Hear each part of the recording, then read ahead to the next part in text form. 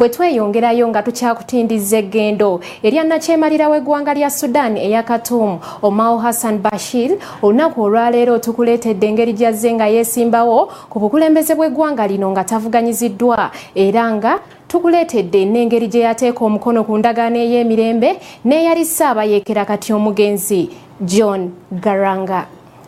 President Bashir ng'amaze okwerangirira ng'omukulembeze omutongole owa Sudan eya Khartoum mu mwaka gwa 1993. Embeera y'obufuzi mu ggwanga lino yali erinnya enkandaggo nga lyakamala emyaka 22 mu kulwanagana okw'omunda wakati wa Sudan ey'omu mambuka n'amaserengeta. Yeesimbawo mu mwaka gwa 1996 mu kalulu ak'ekikungo nga tavuganyiziddwa n'awangula n'obululu ebitundu 7.5 n'obutundu 7 ku buli 100 mu kibiina kye ekya National Congress Party.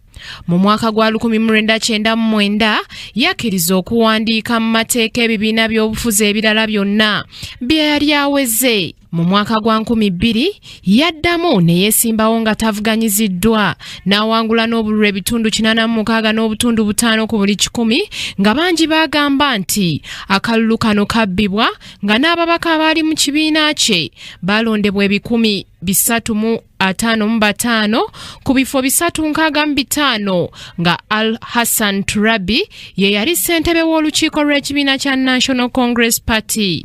Mu kiseera kino olutalo lwa Sudan People Liberation Army lwanyinyitira ng'abantu obukadde 2 be balusuulamu akaba ng'obukadde 4 balekebwa tebalina we beegekaluba.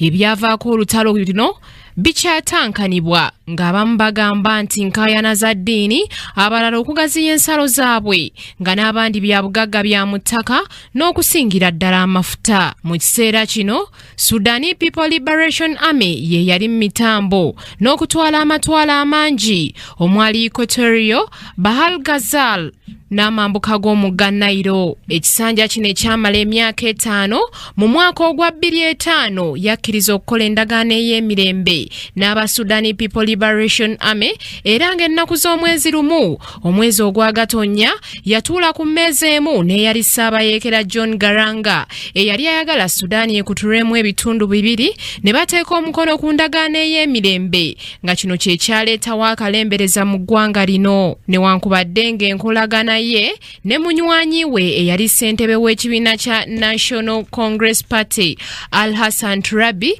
yali efuuse yakabwanango olw'ensonga nti ono yali ayagala obuyinza bwa President Bashir bukendeezebweko ekitaamusanyusa.